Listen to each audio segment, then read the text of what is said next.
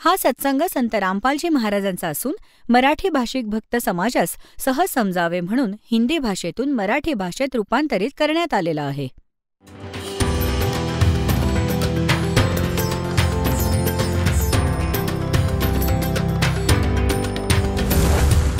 और ज्ञान सब ज्ञान डी कबीर ज्ञान सो ज्ञान और जैसे घोड़ा तोब कायम करता चले मैदान.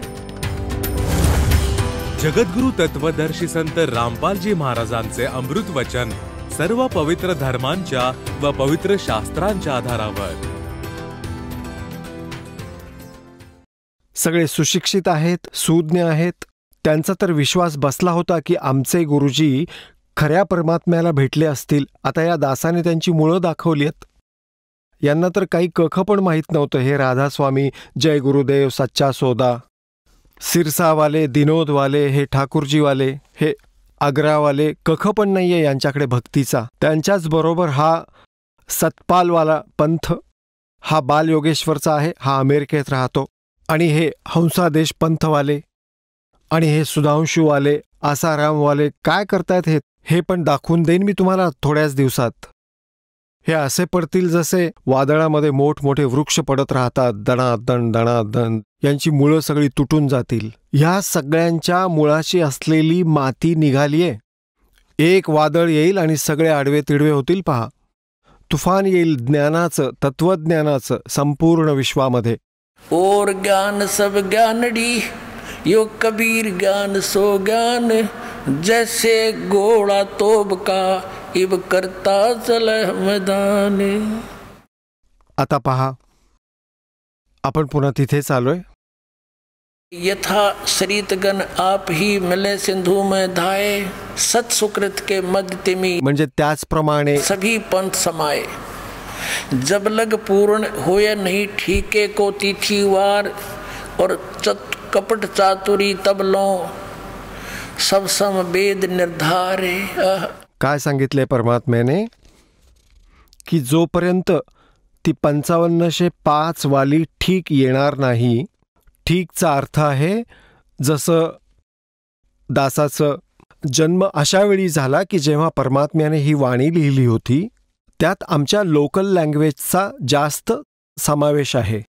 तर त्यावेळी काय म्हणत असत की जसं मुलीला तिचा म्हणजे पती घेण्यासाठी येतो, त्याला वेळ सांगितली जाई की बाबा आता महिना पंधरवाड्यात पाठवतो, अमावस्येच्या दुसऱ्या दिवशी. तर तो परत येऊन सांगे की आत्ता पाठवायला मनाई केली आणि 1 तारीख ठीक सांगितली आहे. ठीक म्हणजे एक ठीक निर्धारित वेळ सांगितली त्यांनी, निर्धारित वेळेला. तसेच व्यापारी लोक, आमचे काका बिझनेस करत असत, म्हशींचा व्यापार. तर ते म्हशी घेऊन जायचे, पैसे घ्यायला जायचे, तर कधी काही वेळा लेट करत असत. तर ते म्हणायचे की पुढची ठीक सांगतोय पण पैसे नाही देते. ठीकचा अर्थ आहे वेळ निर्धारित करणे. तर परमात्मा म्हणतात की मी जी वेळ निश्चित केली आहे धर्मदास, किंवा ठीक लिहिलं आहे, जोपर्यंत 5505 येत नाही, जे मी सांगतोय की सारे पंथ सारे धर्म एक होतील, माझी लेकरं सर्व माझ्या आश्रयास येतील, सतयुगसारखं वातावरण असेल, तर ही गोष्ट बेटा आत्ता कोणालाही पटणार नाही आणि माझ्या या स्वसंवेद बोधमध्ये लिहिलेली वाणी निराधार वाटेल. आणि ज्या दिवशी ती निर्धारित वेळ येईल ना बाळा, तेव्हा तू पहा हे सगळं सत्य होईल. आता ती ठीकची वेळ आलेली आहे. पहा आता काय म्हणतायत, जब लग पूर्ण होवे नी ठीक. इथे ठीक म्हणतायत. पहा, ठीक को तिथीवार और कपट चातुरी तब लो. म्हणजे तोपर्यंत सर्व प्राण्यांमध्ये कपटता आणि चातुर्य राहील. आणि माझा स्वसंवेद निराधार, हा स्वसंवेद जो मी सांगतोय हा निराधार राहील. आणि लोक म्हणतील की हा काय वेडेपण आहे. आणि पुण्यात्म्यांनो 600 वर्ष झाली हा ग्रंथ लिहून, ही अमरवाणी. आता सांगा हे कोणाला पटणार की तो कधी येणार आहे. सगळीकडे हाहाकार माजून राहिलाय आणि चिन्ह तर काही दिसत नाहीये. तर आता पाहूया पुण्यात्म्यांनो कसं शोधून ठेवलं होतं मालिकने. हे पहा, म्हणतायत स्वसंवेदामध्ये मी जे विचार सांगतोय ना, तेव्हा तर माझे स्वसंवेदामधील हे विचार निराधारच वाटतील. जब लग पूर्ण होए नहीं ठीके को तिथिवार ठीक को और कपट चातुरी तब लो, ये सब संवेद निराधार है. हे निराधारच वाटतील. आणि सब ही नर नारी नर शुद्ध तब जब ठीक का दिन आवंत. म्हणजे ठीक का दिन आवंत, इथे आवंत आहे हे. कपट चातुरी छोड़ के शरण कबीर गहनत. आता याचा अर्थ काय आहे की जेव्हा ती वेळ येईल 5505 नंतर जेव्हा माझा मार्ग चालेल, तर त्यावेळेस सभी नारी नर शुद्ध, म्हणजे या तत्वज्ञानाने त्यांच्या सगळ्यांच्या लक्षात येईल की कुठल्या गोष्टीवरून आपण भांडण तंटा करतोय, चोऱ्या माऱ्या लबाडी करतोय, कशासाठी करतोय, काम तर हे आहे करण्याचं. तर म्हणतायत सगळे निष्कपट होतील, शुद्ध होतील. सब नारी नर शुद्ध तब जब ठीक का दिन आवंत और कपट चातुरी छोड़ के. हे कपट आणि चातुर्य सोडून सब शरण कबीर गहनत. सगळेजण कबीर साहेबांना म्हणजे मला शरण येतील. पुढे पहा. एक अनेक हो गए और पुनः अनेक हो एक, हंस चले सतलोक सब सतनाम की टेके. ओय होय. म्हणतायत परमात्मा म्हणतायत की माझी मुलं ह्या काळाने डिव्हाइड केली, अनेक केले, अनेक वेगवेगळे जातीधर्म केले आणि हे पंथही अनेक बनवले. एकापासून अनेक झाले हे, आणि आता अनेकांचे होतील एक, सगळे मिळून एक होतील. आणि हंस चले सतलोक को और सतनाम की टेक. सतनामाचा जप करून या कारणाने, याच्या भक्तीने सतलोकात जातील सगळे. पहा आता. एक अनेक हव गए, एक अनेक हो गए, पुनः अनेक हो एक, हंस चले सतलोक सब, हंस चले सतलोक सब. तर या नावाला घेतील सतनामाला. सतनाम की टेक म्हणजे सतनामाच्या सहाय्याने, याच्या भक्तीच्या कमाईने. घर घर बोध विचार हो, दुर्मति दूर बहाए और कलयुग में एक हो के सोई बरत सहज सुभाए. ओय होय. कलियुगात एक होऊन आणि सगळे बरते सहज सुभाय. घराघरात माझ्या ह्या परमात्म्याच्या ज्ञानाची, बोध म्हणजे ज्ञानाची चर्चा चालेल. आणि सब दुर्मति दूर बहाए, सर्व आपल्या ह्या वाईट मतीला सोडून देतील, सद्बुद्धी सगळ्यांना मिळेल. आणि कलियुग में एक हो के सब बरते सहज सुभाए. म्हणजे जो हाहाकार माजला आहे, पैशामागे धावतायत, भेसळ करतायत, लाचखाऊ वृत्ती, एकमेकांच्या विरुद्ध, म्हणतायत हे सगळं शांत होऊन जाईल सगळं विश्व, आणि भक्ती करत राहतील माझी मुलं आणि पार होतील. आता परमात्मा काय म्हणत आहेत पुण्यात्म्यांनो, 600 वर्षांपूर्वी बोलले होते दाता. एकदा तुम्ही पहा की वातावरणात कसा बदल होत जाईल पूर्ण विश्वात, कारण सगळे थकले आहेत मायेच्या मोहामध्ये. सगळ्यांना गाडी आणि बंगले हवे आहेत, सगळ्यांना मोठमोठ्या गाड्या हव्या आहेत, त्यासाठी कुकर्म करतायत. एका मिनिटात मृत्यू होईल, गाडी पण जाईल आणि स्वतःही जाईल, परिवारासमवेत मरून जातात, आणि जे काम करायचं होतं ते मागेच राहून जातं. तर या ज्ञानाच्या आधाराने पुण्यात्म्यांनो एकदम डाऊनफॉल येईल. सगळे बिनकामाचे फिरतायत दिवसभर, धावतायत पैशामागे, आणि मग काय होईल? या ज्ञानाच्या आधाराने परमात्मा म्हणतायत की कल्पे कारण कौन है, कर सेवा निकाम. मी सांगतो की ही भक्ती पूजा कर निष्काम भावाने, और मन इच्छा फल देऊंगा जो पड़े मेरे ते काम. तर पहा मी तुमचा काय थाट करेन.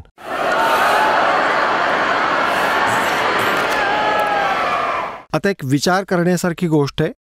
राजे लोक पण भगवंतापासून आशा करतात, तर आपण राजापेक्षा तर मोठे असू शकत नाही, राजापेक्षा धनवान असू शकत नाही, तर आपण, आणि तो देखील भगवंतापासून अधिक चांगले लाभ इच्छितो. कोणी साधू संतांच्या आश्रयास जातात आणि आपल्याला तर सहज परमात्मा प्राप्त होत आहेत. तर तुमचा का नाही थाट करणार आणि सगळ्यांवरती वेळेवर पाऊस पाडेल, सगळं हिरवगार करेल, कमीत कमी जागेत जास्त उत्पादन करून देईन, तुम्हाला संतुष्टी देईल, सर्व प्रकारची सुख देईल, शारीरिक स्वास्थ्य देईल, तर तुमची सगळी प्रगती होईल. विडी, दारू, तंबाखू इत्यादी व्यसनं सुटून जातील. आपलं एक असं वातावरण तयार होईल. आता जसं मुलीच्या विवाहात, लग्नात किती पैसा लावतात आणि ज्याच्या 2 मुली असतात तो तर विचार करतो मेलोच आता मी, तर तो कसं लग्न लावून देईल, कारण त्याच्यावर या प्रपंचाचं केवढं ओझं बनलं आहे. आता या दासाने प्रार्थना केली या पुण्यात्म्यांना आणि या पुण्यात्म्यांच्या ध्यानात ही गोष्ट आली की मुलीच्या लग्नात ना 10 पैसे द्यायचे आणि ना आपल्या मुलाच्या लग्नात घ्यायचे, कारण आपण एक दुसऱ्याचे कर्जदार बनतो आणि मग त्यासाठी सगळं जीवन खर्च करतो. मानसिक शांती नाही. आणि मग पहा, मोठ्या बंगल्यांची गरज नाही, एक झोपडी बांधूनही गुजराण करू परमात्मा प्राप्त करण्यासाठी. आपले भगवंत स्वतः आमच्यासाठी झोपडीत 120 वर्ष राहून गेले आणि आपल्याला काय धाड भरली आहे? आपल्याला तर मोक्ष मिळवायचा आहे. तरीही परमात्मा खूप दयाळू आहेत. जशी आई आपण पाहिली असेल, मूल थंडीच्या दिवसात लघवी करतं, अंथरुणात गादीवर, मुलाला तर कोरड्यावर झोपवेल आणि स्वतः झोपेल त्या ओल्या अंथरुणावर, त्या लघवीच्या थंड जागेत, की माझ्या बाळाला काही त्रास होऊ नये. अशाच प्रकारे तो परमात्मा झोपडीत राहिला तरी तुम्हाला दुःख नाही होऊ देणार, याची तुम्ही खात्री बाळगा. सगळी चांगली व्यवस्था ठेवेल. आता पुढे पाहूयात. घर घर बोध विचार हो, दुर्मति दूर बहाए, कलयुग में एक होकर सब सोई बर्त सहज सुभाए. खूप प्रेमाने राहतील आणि कहा उग्र का सुदर हो, कहा उग्र का सुदर. उग्र म्हणजे डाकू, बदमाश, चोर, हाहाकार करणारा, आणि शूद्र म्हणजे गरीब आदमी असतो. हर सब की भव भीड़ म्हणजे हुए सब की भवभीर म्हणजे एका जागी येऊन सगळे मिळून प्रेमाने राहतील. और सो समान समदृष्टी है वो समर्थ सत कबीर. जो या पंथाचा प्रमुख असेल तो समर्थ सत्य कबीराच्या शक्तीने युक्त असेल आणि सर्वांवर समान दृष्टी ठेवेल, त्याला समर्थ सत्य कबीरच समजा. बोलो सतगुरुदेव.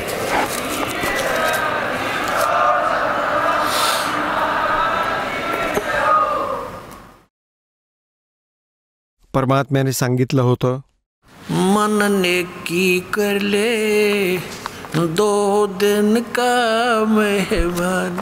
पहा भगवंताचे कसे अमृत वचन आहेत. हृदय पिळवटून टाकतील तुमचं. जेव्हा काळाची नशा उतरेल ना. कबीर ये माया अटपटी सब गटा नडी और किस किस ने समझाऊं या कुआ बांग पड़ी.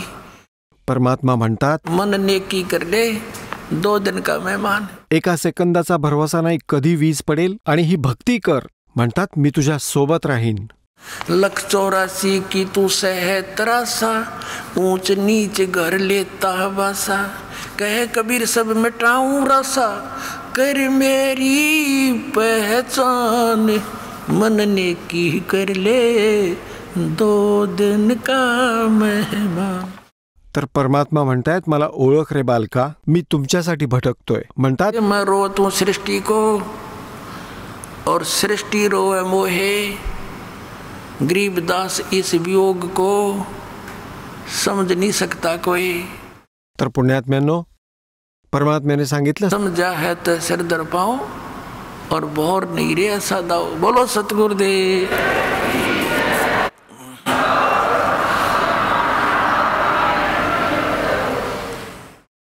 परमपिता परमात्मा पूर्ण ब्रह्म सर्व सृष्टीचे रचनाकार कबीर देव, कबीर साहेब, कबीर भगवान, अल्लाहू अकबर, या परमपित्याच्या असीम कृपेने आपण सर्व सत्संग ऐकण्यासाठी उपस्थित आहात. खूप पुण्य केलेल्या प्राण्याला मानव शरीर प्राप्त होतं. त्याहूनही पुण्यवान तो प्राणी आहे जो सत्संग प्राप्त करतात, सत्संगाला येतात. पुण्यात्म्यांनो, जोपर्यंत आपण सत्संग ऐकत नाही तोपर्यंत आपण आपल्या परंपरागत कर्मांना अंतिम मानून त्यावर आरूढ होतो. तिथपर्यंतच आपली बुद्धी सीमित असते, कारण आपण आपल्या बॅकग्राऊंडमध्ये डोकावून पाहत असतो. आपले आजोबा पणजोबा देखील असंच करीत होते. जेव्हा आपल्याला सत्संग प्राप्त होतो, परमात्म्याचं ज्ञान होतं. सत्संगामध्ये हे ज्ञान दिलं जातं. आपण कोण आहात, कुठून आलात, इथे तुम्ही जे कर्म करीत आहात त्याचा उद्देश काय आहे आणि मृत्यूनंतर तुम्ही कुठे जाणार आहात. पुण्यात्म्यांनो, जोपर्यंत आपल्याला हे ज्ञान होणार नाही की या मनुष्य जीवनाचा उद्देश काय आहे, तोपर्यंत आपण हे मनुष्य जीवन सफल करू शकणार नाही करू शकणार. जेव्हा आपल्याला याचं ज्ञान होतं, सत्संगामध्ये सांगितलं जातं, मात पिता मिल जाएंगे, मात पिता मिल जाएंगे, 184 माँ सतगुरु सेवा और बंदगी, भाई फेर मिलन की ना. जिथेही आपला जन्म होईल, माता पिता तर तिथे मिळतीलच. जर आपण पशु बनलो तिथेही माता पिता, पक्षी बनलो तिथेही माता पिता, मानव बनलो तिथेही माता पिता. हे तर आपल्याला मिळतच राहतील, परंतु सद्गुरु सेवा आणि ही भक्ती म्हणतात परत नाही मिळणार. मानुष जन्म दुर्लभ है, मिले न बारंबार, तरवर से पत्ता टूट गिरे, बोहर न लगता डर. झूठे सुख को सुख कहे, मान रहा मन मोद, ये सकल चबीना काल का, कुछ मुख में कुछ गोद.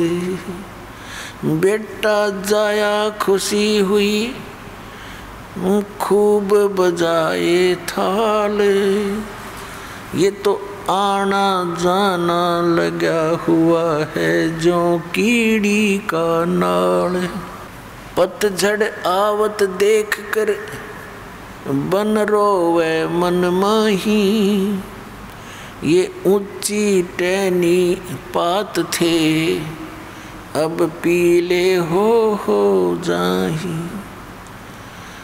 पात झड़ता न्यू कहे, सुन भई तरवर राय, अब के बिछुड़े नहीं मिलेंगे, न जाने कहाँ गिरांगे जाए.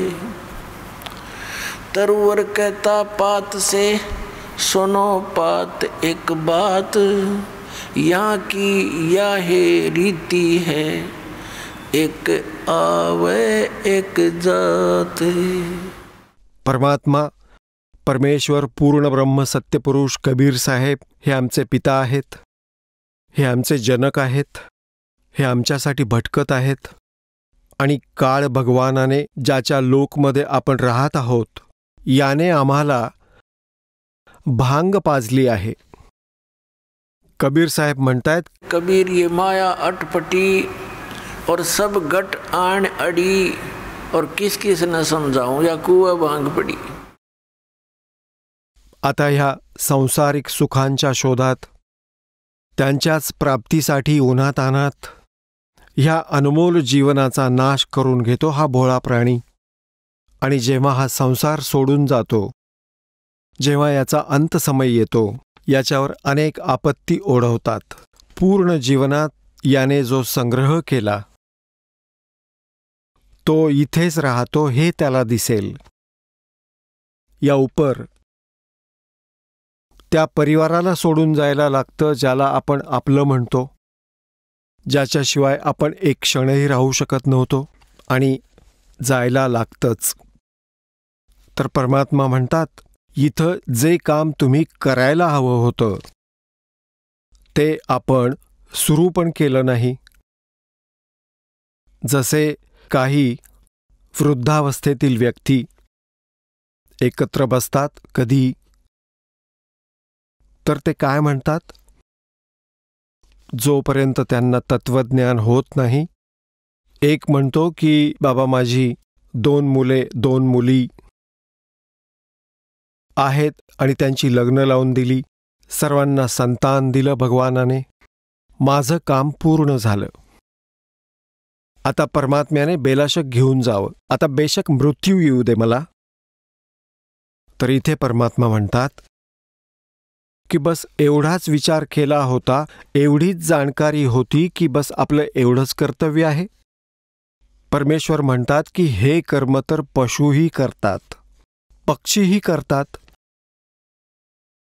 तुम्ही वेगळं असं काय केलं? आणि तुम्ही म्हणताय की ज्याने माझं जीवन सफल झालं, हे तर बर्बाद झालं तुमचं जीवन. आपण जे करायला हवं होतं ते तर सुरूसुद्धा केलं नाही, त्याची तर सुरुवातही केली नाही, जे मनुष्य जीवनात करायला हवं होतं. आता जे व्हायचं होतं ते तुमचं प्रारब्ध होतं, ते आपल्याला मिळणारच होतं. आता जसं मुलांची लग्न होतात, लग्न होताच कुटुंबाची देखील इच्छा असते आणि स्वतःची देखील इच्छा असते की मुलगा व्हावा.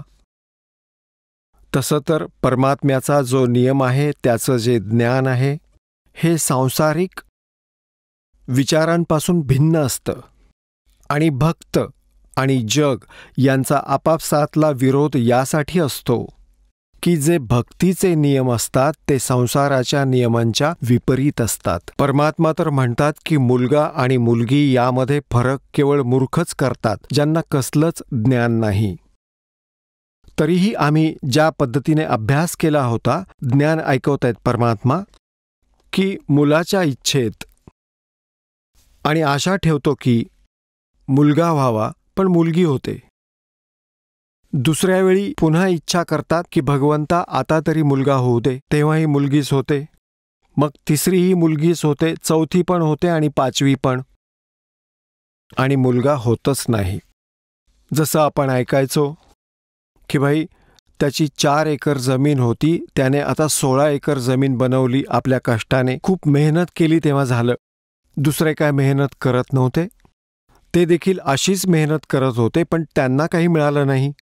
तर जे तुम्हाला मिळतंय ते तुमच्या पूर्वजन्माचे संस्कार, प्रारब्ध तुमच्या भाग्यात लिहिलेले, ना तुम्ही इच्छिलेलं ना तुम्ही केलेलं.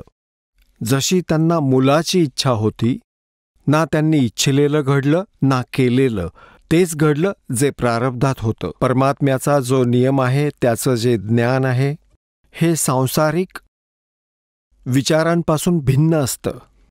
आणि भक्त आणि जग यांचा आपापसातला विरोध यासाठी असतो की जे भक्तीचे नियम असतात ते संसाराच्या नियमांच्या विपरीत असतात. परमात्मा तर म्हणतात की मुलगा आणि मुलगी यामध्ये फरक केवळ मूर्खच करतात, ज्यांना कसलंच ज्ञान नाही. तरीही आम्ही ज्या पद्धतीने अभ्यास केला होता, ज्ञान ऐकवतायत परमात्मा की मुलाच्या इच्छेत आणि आशा ठेवतो की मुलगा व्हावा, पण मुलगी होते. दुसऱ्या वेळी पुन्हा इच्छा करतात की भगवंता आता तरी मुलगा होऊ दे, तेव्हाही मुलगीच होते.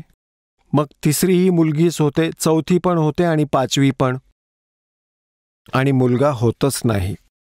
जसं आपण ऐकायचो की भाई त्याची 4 एकर जमीन होती, त्याने आता 16 एकर जमीन बनवली आपल्या कष्टाने. खूप मेहनत केली तेव्हा झालं.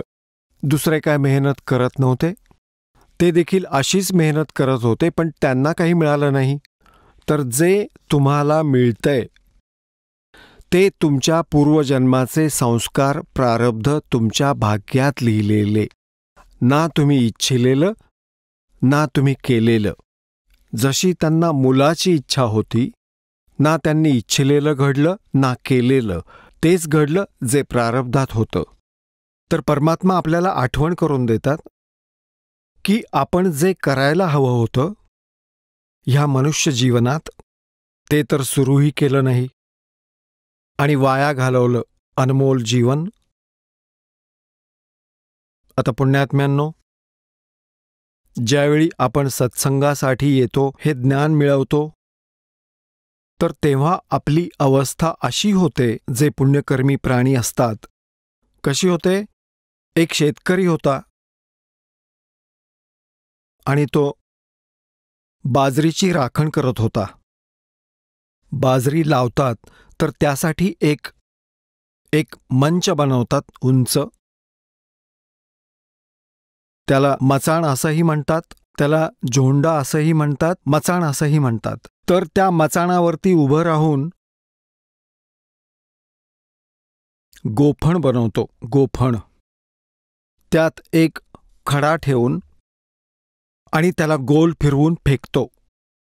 चिमण्यांना, पक्ष्यांना उडवून लावतो, जे बाजरीच्या पिकाचं नुकसान करतात.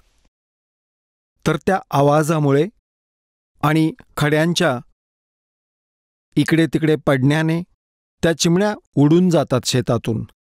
तर त्यासाठी शेतकरी काय करतो, छोटे छोटे मातीचे गोळे बनवतो आणि त्यांना ठेवून देतो आपल्या मटक्यामध्ये वाळवून.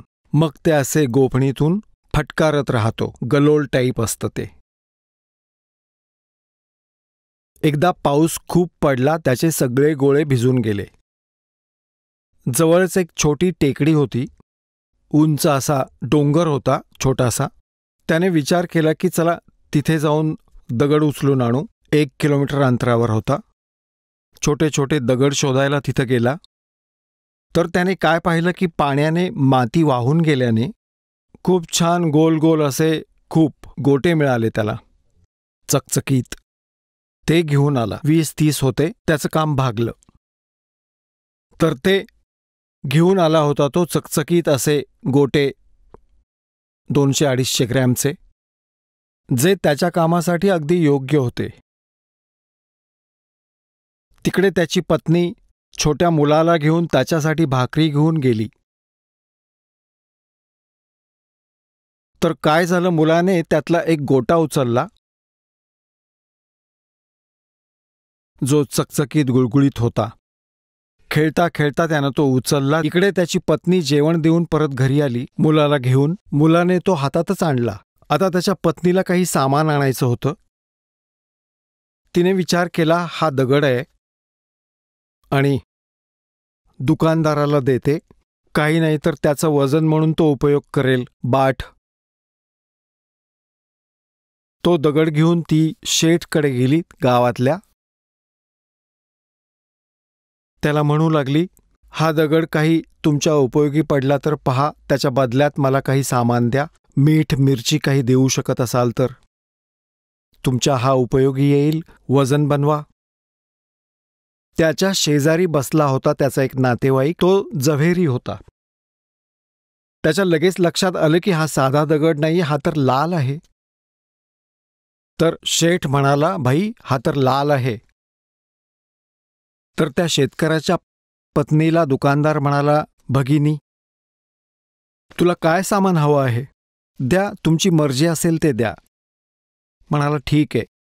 20 मण बाजरी म्हणजे बाजरीची पोती दिली 5-7, साखरेची, गुळाची, काही सामान.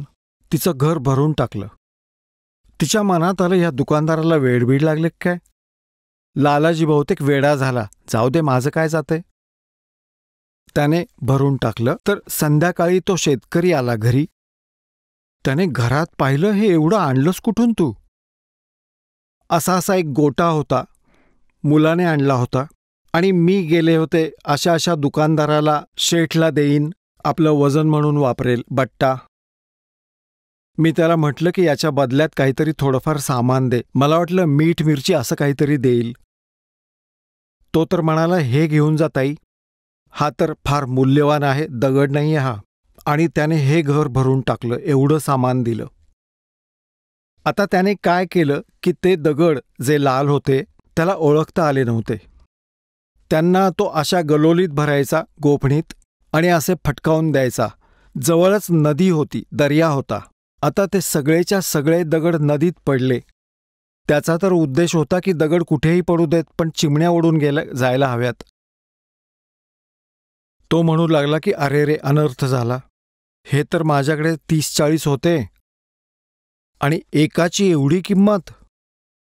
मी तर ते सगळे घालवले, बर्बाद करून टाकले ते किमती ज्ञान नसल्याने.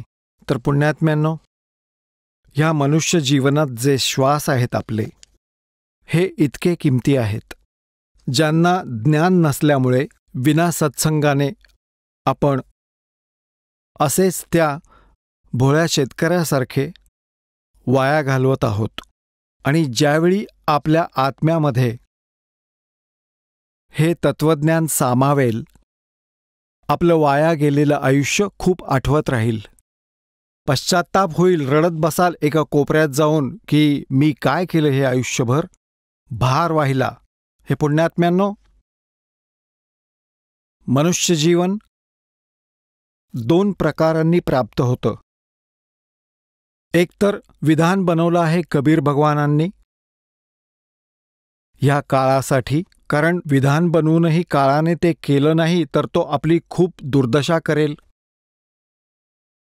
आणि बऱ्याच भक्तांच्या मनात शंका असते की सृष्टीरचनेच्या वेळी सांगितलं गेलं आहे की ह्या काळाने एक चूक केली होती ह्या ब्रह्मने, ज्याच्या सृष्टीत आपण राहतो, आणि याने दुर्गेशी दुर्व्यवहार करण्याचा प्रयत्न केला होता आणि दुर्गेने याच्या पोटात आश्रय घेतला होता. तेव्हा परमात्म्याने याच्या पोटातून देवीला बाहेर काढून याला शाप दिला होता की तू, शाप म्हणा किंवा नियम, की अशी चूक करणाऱ्याला आपोआप एक रोग लागतो ॲटोमॅटिकली. जसं कोणी एखादी वस्तू खातात त्याचा परिणाम शरीरावर नक्कीच होतो, फोड येतात किंवा दुसरं काही नुकसान होतं. तशीच याने जी चूक केली त्या चुकीमुळे याला एक रोग झाला की त्या परमात्म्याने विधान बनवून ठेवलं होतं की अशी चूक करेल त्याला अशी शिक्षा मिळेल. 1,00,000 मानव शरीरधारी मनुष्य प्राण्यांचा नित्य आहार करण्याचा आणि 1,25,000ची उत्पत्ती करण्याचा. आता परमात्म्याने त्याला अशी शिक्षा दिली. काही भक्तांना असं वाटतं की परमात्म्यांनी शिक्षा द्यायला नको होती याला, ही मनुष्य जीवनाचा आहार करण्याची. तर पुण्यात्म्यांनो, ते जाणकार आहेत परमात्म्याच्या विधानात, परमात्म्याच्या क्रियेत. जर आपण काही त्रुटी काढतो तर आपण अनोळखी आहोत. परमात्मा जे करतो ते चुकीचं असू शकत नाही. जर याला ही 1,00,000 मनुष्य जीवांना खाण्याची शिक्षा दिली नसती तर याने आपल्याला एकही मनुष्य जन्म दिला नसता. आपण पाहतात 84,00,000 योनींच्या प्रकारातून प्रत्येकाला फिरावंच लागतं. हे सुद्धा त्याने दिलं नसतं, कारण की मनुष्य जीवन आपल्याला अवश्य मिळेल. मालिकने असा नियम करून ठेवला आहे.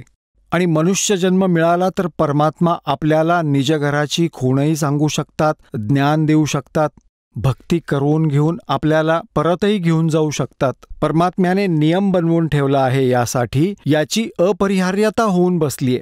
एक मनुष्य जीवन आम्हाला देण्याची मजबुरी बनली आहे, म्हणून हा आम्हाला एक मनुष्य जन्म अवश्य देतो. मग तो कितीही निकम्मा पापी व्यक्ती असो, मनुष्य जन्म त्याला एक अवश्य मिळेल. केव्हा?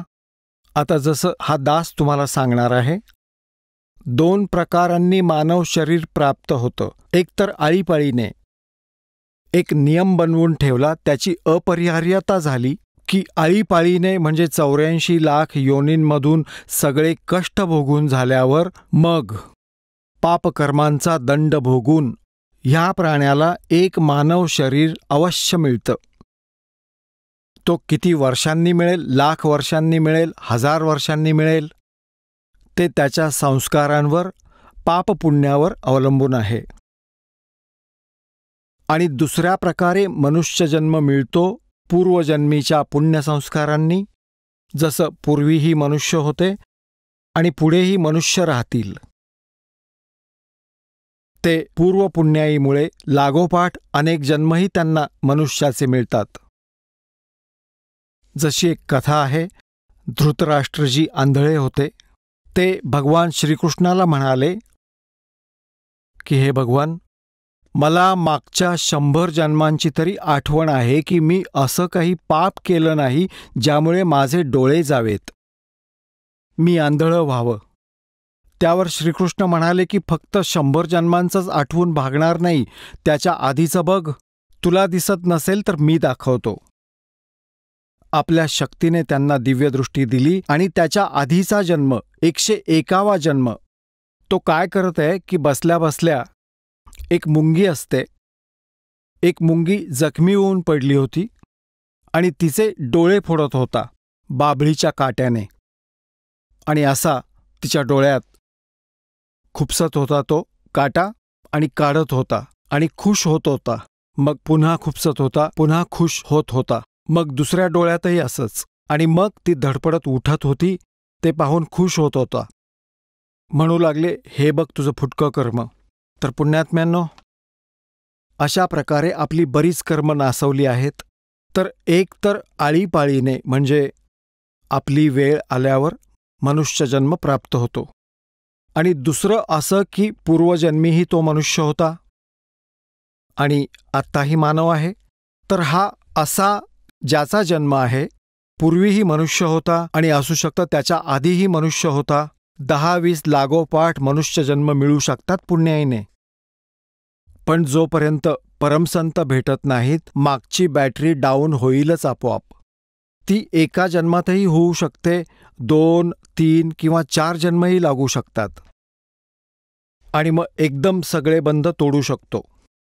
हा काळ त्याला 84 लक्ष योनीच्या फेऱ्यात ढकलून देऊ शकतो, जर मनुष्यजन्माअंतर्गत त्याला कोणी मार्गदर्शक मिळाला नाही तर पुण्यात्म्यांनो, ज्यांना आधीच्या मनुष्यजन्मानंतर परत मनुष्यजन्म प्राप्त झाला आहे, तर त्या प्राण्याला परमात्म्याची ओढ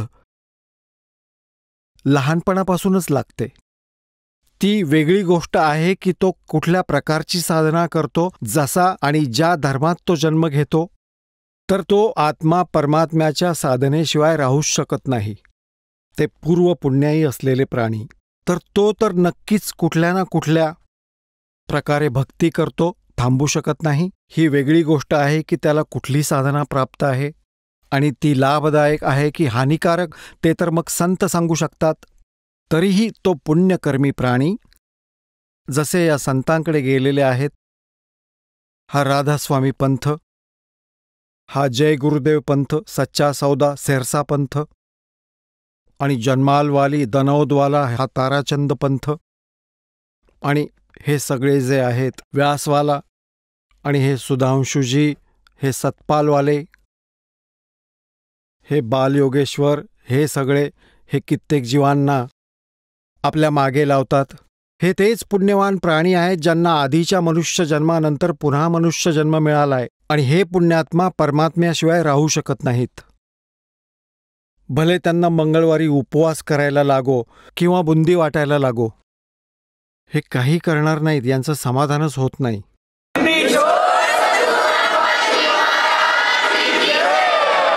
चला आता आपण त्या श्रद्धाळूंचे अनुभव जाणून घेऊया ज्यांनी जगद्गुरू तत्वदर्शी संत रामपालजी महाराज यांच्याकडून दीक्षा प्राप्त केलेली आहे, तसेच त्यांच्याद्वारे सांगितलेल्या भक्ती मार्गावर चालत आहेत. नमस्कार सतसाहेब.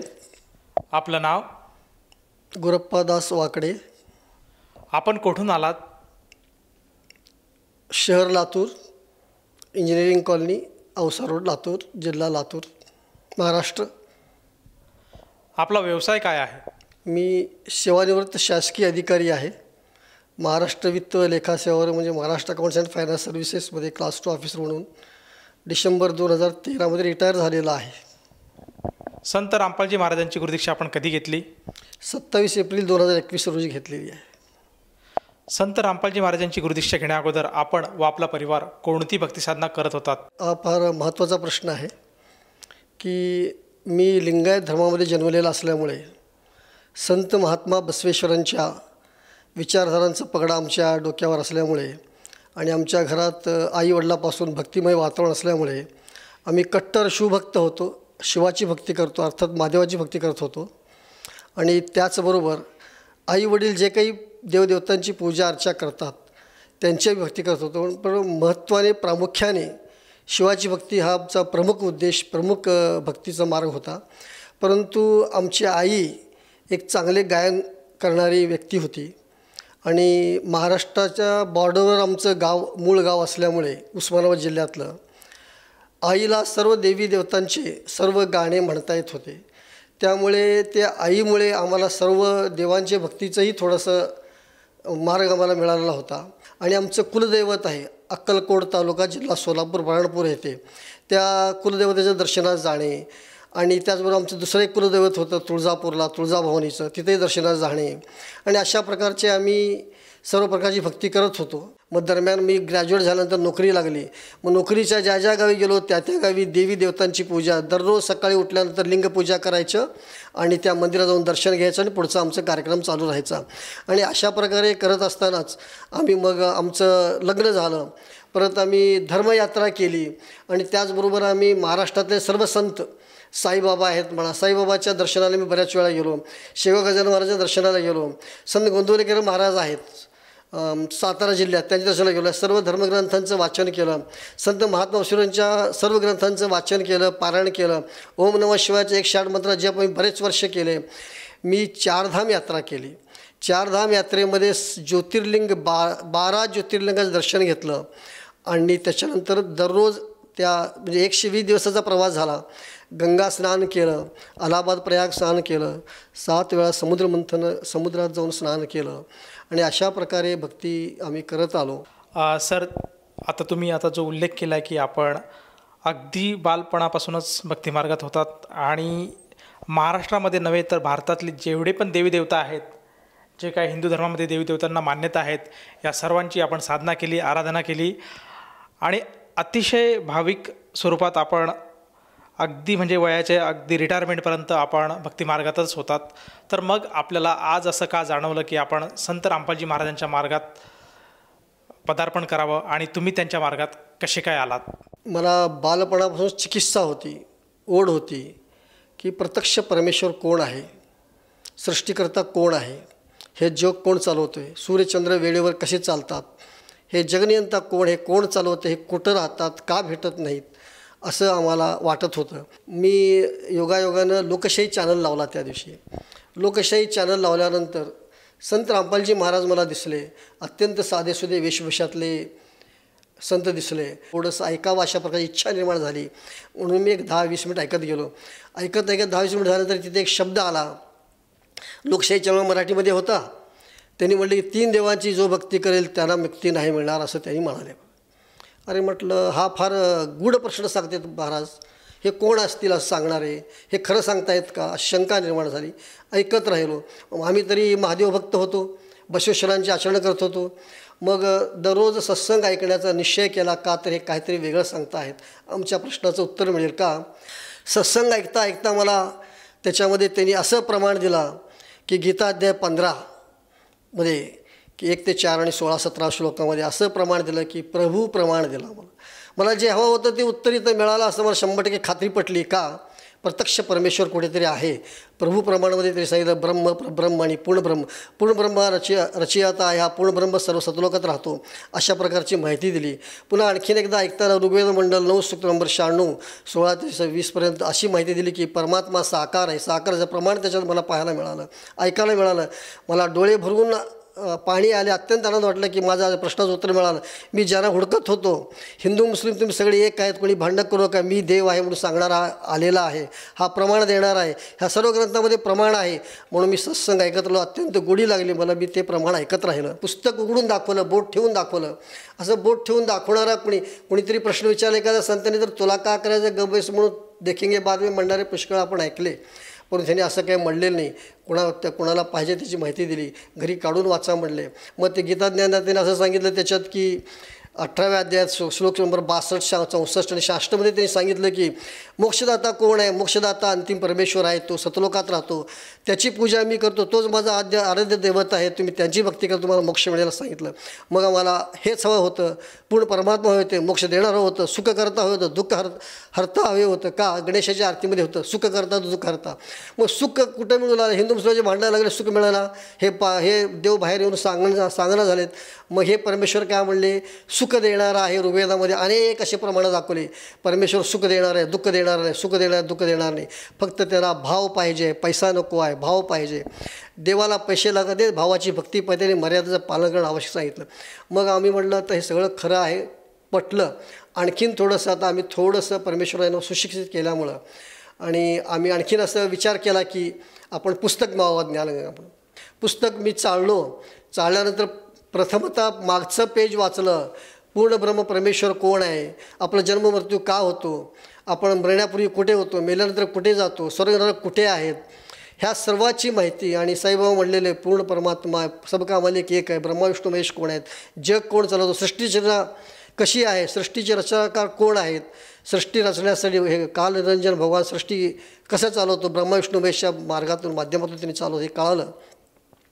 मग त्याच्यानंतर मी काय केलं, मग एवढं पुस्तक वाचून थांबू नये म्हणून जगण्याचा मार्ग गेलो. ज्ञानगंगा पुस्तक 2दा वाचलं. मग एवढं प्रमाण असताना आपण का खोटं समजायचं ह्याला म्हटलं. आणि सर्व त्यांनी म्हणतात की माझ्या मनातलं काही सांगत नाही. सदरू रामपालजी महाराज म्हणतो पुस्तक वाचून बघा तुम्ही. मग आम्ही जगण्याचा मार्ग वाचला. ते दोन्ही पुस्तकं वाचल्यानंतर आमची खात्री पटली की मोक्षदाता हाच परमेश्वर आहे आणि तो जिवंत आहे आणि तोच जग चालवतो, जग नियंता आहे आणि तो सृष्टी रचता आहे, तोच मोक्ष देऊ शकतो. दुसरे कुठलेही परमेश्वर आम्हाला मोक्ष देऊ शकत नाही याची खात्री पटली. मग आम्ही दिनांक 27/4/2021 रोजी प्रथम नामदीक्षा आम्ही घेतली. आणि नामदीक्षा घेण्यापूर्वी आणखीन थोडीशी खात्री केली पूर्णगुरूची ओळख व्हावी म्हणून.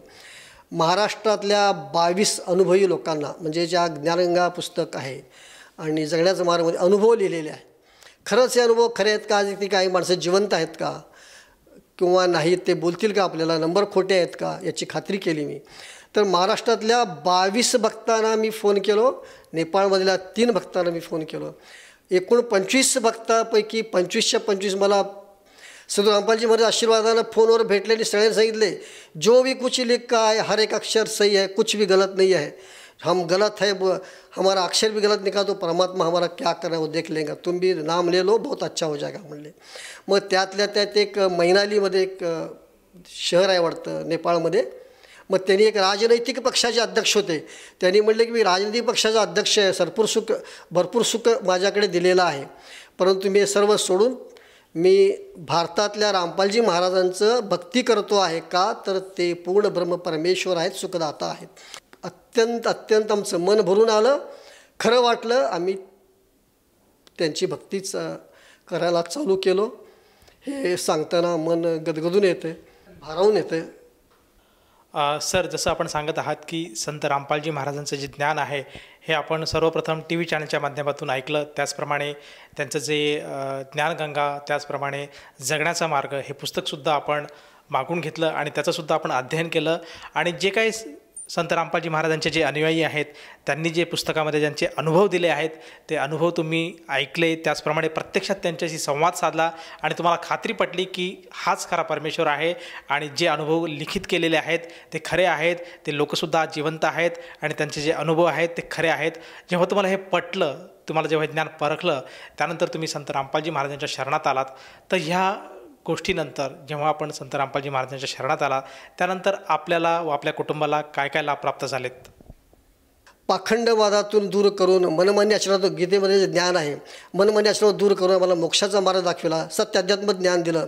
याचा इतका मोठा लाभ या जगात आम्हाला दुसरं कोणी देणार नाही, कारण बाकीच्याही सुखाचे लाभ आम्हाला ज्या कोणी परमेश्वराने दिलेले आहेत, परंतु मोक्षाचा मार्ग सदू रामपालजी महाराजाशिवाय दुसरं कोणी देऊ शकत नाहीत का, तर तेच बंदीछोड परमेश्वर कबीर साहेबांचे अवतार आहेत याची खात्री आम्हाला पटली. सत्य आध्यात्मिक ज्ञान आणि मोक्षाचा मार्ग मिळाला याची 100% आम्हाला पूर्ण खात्री झाली. हाच जगातला अनुभव लाभ आमच्या या जीवाला मिळालेला आहे. माणसाला शरीराच्या व्याधी अनेक असतात. जरी मी म्हटलो संसारातले सुख दिलेले आहेत, काही वयोमानानुसार म्हणा किंवा शरीरातल्या काही वैज्ञानिक कारणामुळे म्हणजे आरोग्यविषयक कारणामुळे काही शरीरातल्या अडचणी निर्माण होतात. माझं 2011 पासून माझं पोट साफ होत नव्हतं. मग मला त्यासाठी फार प्रयत्न करावे लागत होते. त्यासाठी मी अनेक दवाखाने दाखविले, सोलापूरमध्ये दाखविले, लातूरमध्ये दाखविले, आयुर्वेदिक दवाखाने दाखविले, ॲलोपॅथी दवाखाने, नॅचरोपॅथी दाखवले, शिवांबूचं घेतलं 2-4 वर्ष. मी होमिओपॅथीचं औषध 14 वर्ष घेतले, परंतु कुठलाही लाभ झालेला नाही. शेवटी मी असं मला एक सल्ला दिला गेला काही डॉक्टर मंडळीकडून की बाबा तुम्ही काय करा की हैदराबाद येथे जा, तिथे AIG हॉस्पिटल आहे, सुप्रसिद्ध जागीरदारांचं डॉक्टरचं हॉस्पिटल आहे, तुम्हाला पोटाच्या विकारासंबंधी अत्यंत फार महत्त्वाचे डॉक्टर आहेत, तुम्ही त्यांच्याकडे जा म्हटले मला. मग मी त्यांच्याकडे गेलो. मग त्यांनी मला तपासणी केली, मी पेपरवर सोबत आहे ते, आणि त्यांनी माझी तपासणी केली आणि त्यांनी सांगितलं की ज्या सर्व डॉक्टरने एकच सांगितलं, वयोमानानुसार तुमच्या आतड्याचं कार्य मंदावलेलं आहे आणि तुम्हाला इतर रोगामुळे तुम्ही जे काही गोळ्या औषधं घेतलं त्यामुळे तुम्ही मंदावले. मग मी म्हटलं माझ्यापेक्षा माझे आत्याभाऊ मोठे आहेत म्हटलं 10 वर्षांनी, त्यांचं आतड्या मंदावले. म्हणजे ज्याचे ते शरीर आहे तुमचं आतडे मंदावलेत, काय रोग झालेला नाही, परंतु तुमचं कार्य असंच होणार आहे, 2 दिवसाला तुमचं पोट साफ होईल, 3 दिवसाला होईल. मग मी म्हटलं त्याच्यातून कॅन्सरचं निर्मिती होते, माणूस जगू शकत नाही, मला उपाय सांगा. आयुष्यभर औषधं घ्या, याच्याशिवाय दुसरा उपाय नाही म्हणले. मग मी म्हटलं आयुष्यभर औषधं घ्या म्हटलं, ठीक आहे म्हटलं. मग माझं येऊन मी काय केलो की PDY म्हणजे प्राणायाम, योगा, ध्यान, वॉकिंग वगैरे या शरीराच्या हालचालीकडे लक्ष दिलो. आणि मी सकाळी 5 वाजता उठल्यानंतर 8 वाजेपर्यंत मी वॉकिंग, योगा, प्राणायाम हे तिन्ही करत करत गरम पाणी पित होतो बऱ्याच वर्षापासून. आणि हे सगळं कशासाठी? पोट साफ होण्यासाठी, शरीर चालण्यासाठी.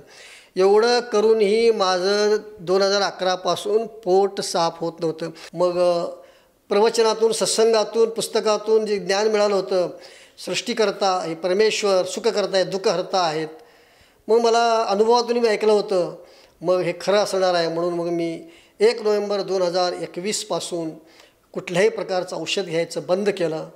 आणि 1 नोव्हेंबर 2021 आजपर्यंत मी कुठले औषध घेतलेले नाहीत. मग त्यावेळी माझ्या पोट साफ व्हायचं काम, मी 5 वाजता आताही उठतो, 1 तासाच्या आत मला पोट साफ होतं आहे आणि फक्त गरम पाणी पितो. कधी कधी तेही पाणी पित नाही तरी माझं पोट साफ होतं आहे. का? परमेश्वराचा मला नामजपाचा हा महान महान महान फायदा झाला. त्यामुळे माझ्या मृत्यूकडे होत असलेली वाटचाल थांबली. अनाठी पैसा खर्च होता तोही माझा वाचला आणि माझ्या अकाली मृत्यूपासून मी वाचलो. आणि भक्तीमध्ये मला परमेश्वराने मृत्यूच्या वाटचाली वाचून मला भक्तीमध्ये मला संधी दिली. हा मोठा लाभ आहे, म्हणजे जीवनदानच मिळालं मला याच्यातून. सर, या व्यतिरिक्त आणखी काही लाभ प्राप्त झालेत का? 2017 डिसेंबरच्या महिन्यात मला शुगर झाला सर्वप्रथम. मग ते शुगर 414 निघालं, मला काही माहिती नव्हतं. मग ते असंच कमी जास्त होतं, कधी 220 होत होतं, कधी 250 होत होतं, कधी 300 होत होतं, त्याच्या खाली कमी जास्त होत होतं. परंतु मी नाम घेतल्यानंतर शुगर नॉर्मलमध्ये आलं मला. बरं ठीक आहे म्हणलं, हे सुद्धा आणखीन परमेश्वराचं लीला असेल, आणखीन थोडंसं आपण पाहावं म्हटलं. मग मी नाम घेतल्यानंतर जूनमध्ये कबीर साहेब प्रकट दिवस होता, सतलोक कीर्तनाश्रम इंदोरमध्ये गेलो आम्ही. तिथं सर्व गोड पदार्थ खाल्ले मी. तिथे तुपात जळलेले जिलेबी, तुपात तळलेले बुंदी लाडू खाल्लो, चहा पिला साखरेचा, अगोदर काही खात नव्हतो. मग अर्धी गोळी चालू होती मला. मग सर्व खाल्लो आणि येताना त्यांनी मला प्रसाद दिला. प्रसाद दिल्यानंतर बुंदी लाडू मी फक्त एकट्याने 8 दिवस खाला. आणि 10व्या दिवशी जर मी शुगर तपासणी केली तर 129 आफ्टर पोस्ट बिल निघालं, पूर्वीच 89 निघालं. म्हणजे नॉर्मलपेक्षा कमी निघालं. डॉक्टरने मला विचारलं तुम्ही काय केलं काका, एवढं कशामुळे कमी झालं? म्हटलं मला काय माहिती नाही आणि तुम्हाला काय सांगून उपयोग नाही आहे. तेव्हापासून आजपर्यंत माझं शुगर नॉर्मलमध्येच आहे. हे परमेश्वराचा फार मोठा महान लाभ आहे मला. ऑगस्ट 1986पासून मला सर्दीची ॲलर्जी आहे. इतका महान भयंकर ॲलर्जी की 14 वर्ष होमिओपॅथी औषधं कुठले होते सर्व पॅथी, मी मला मागे सांगितल्यासारखे सर्व पॅथीमध्येच औषध घेतलेलं आहे. मग ऑगस्ट 1986 सर्दीचा त्रास म्हणजे काय, मी आत्महत्या करावं या शब्दापर्यंत पोचलेला होतो. दररोज मला एवढ्या शिंका येत होत्या, 1000 शिंका येत होत्या. 1000पर्यंत मोजलं, पुढच्या मोजल्या नाहीत मी. आणि नाकातून एवढं पाणी पडत होतं, 2-2 तांब्या 4-4 तांब्या भरून ठेवलं.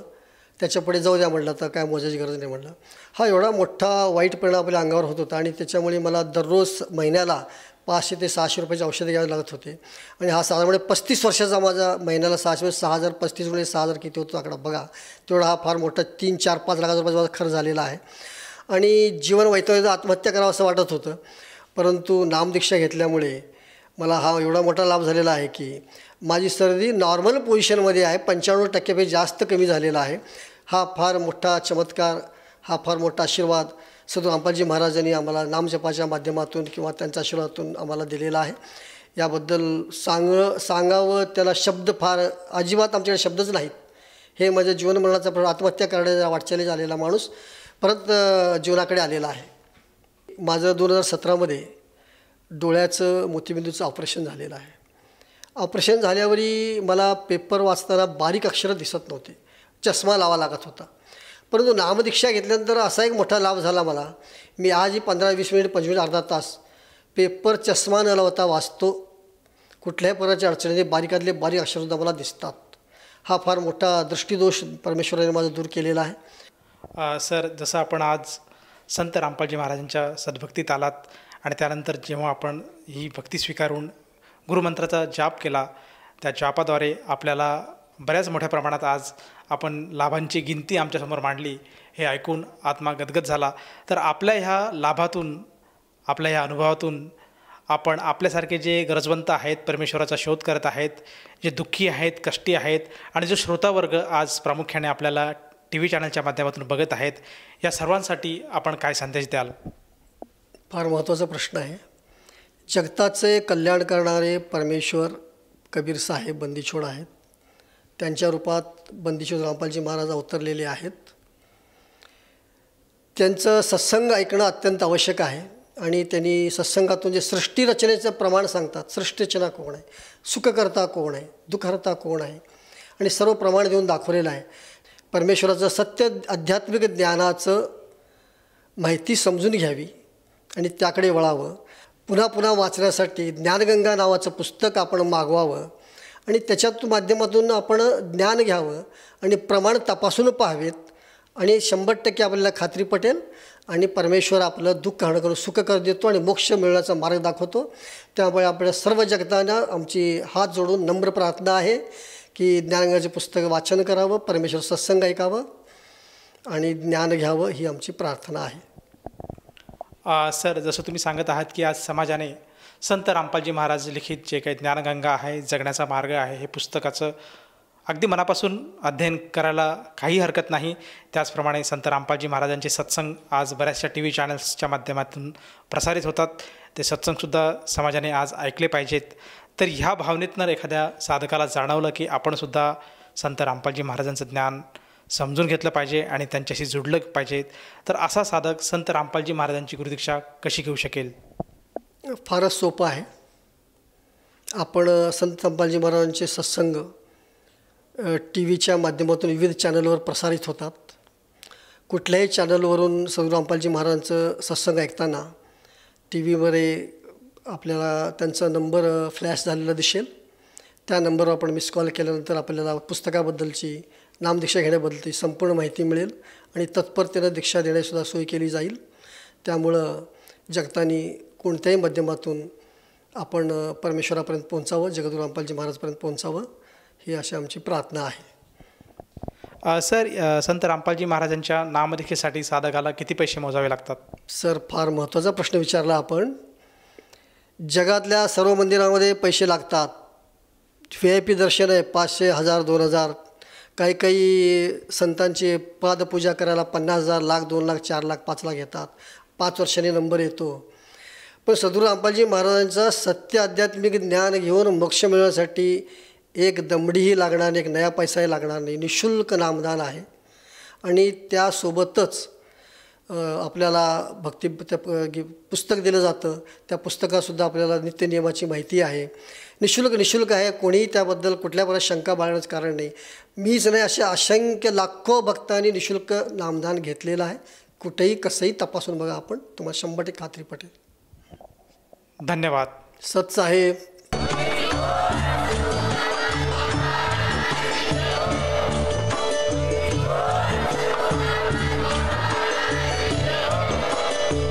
आपण ऐकत होता जगद्गुरू तत्वदर्शी संत रामपालजी महाराज यांचे मंगल प्रवचन, ज्यांच्या शुभ आशीर्वादाने संपूर्ण विश्वामध्ये 500 पेक्षा जास्त नामदीक्षा केंद्र आहेत, जिथे निशुल्क नामदीक्षा दिली जाते. निशुल्क नामदीक्षा प्राप्त करण्यासाठी आणि अधिक माहितीसाठी संपर्क करा 7030303951 7030303952. अद्वितीय आध्यात्मिक ज्ञान वाचण्यासाठी, पाहण्यासाठी आणि ऐकण्यासाठी संत रामपालजी महाराज ॲप अवश्य डाउनलोड करा किंवा आमची वेबसाईट www.jagadgururampalji.org वर व्हिजिट करा. आम्हाला सोशल मीडियावर फॉलो करा. सर्व पवित्र धर्मांच्या पवित्र शास्त्रांवर आधारित प्रमाणित अनमोल पुस्तक ज्ञानगंगा किंवा जगण्याचा मार्ग यापैकी कोणतेही एक पुस्तक निशुल्क मागवण्यासाठी आपण आम्हाला आपले पूर्ण नाव, पूर्ण पत्ता, पिनकोड आणि फोन नंबरसह लिहून 7030303951 किंवा 7030303952 या नंबरवर SMS करू शकता किंवा 7030303950 या नंबरवर व्हॉट्सअप देखील करू शकता.